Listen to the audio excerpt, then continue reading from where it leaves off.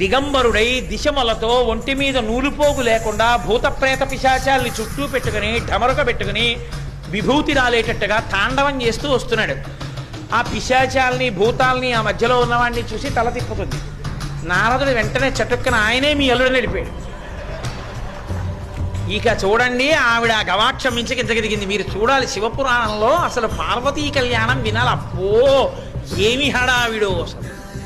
ఆవిడ కిందకొచ్చి తిన్నగా పార్వతీదేవి దగ్గరికి వెళ్ళి కంఠం పట్టుకుంది. నిన్ను చంపేస్తాను, నేను చచ్చిపోతాను. నేను ఉత్తినే అంటున్నాను అనుకుంటున్నారేమో, యథార్థంగా అంతే ఉంది. నిన్ను చంపి నేను చచ్చిపోతాను, వీడి కోసం తపస్సు నువ్వు.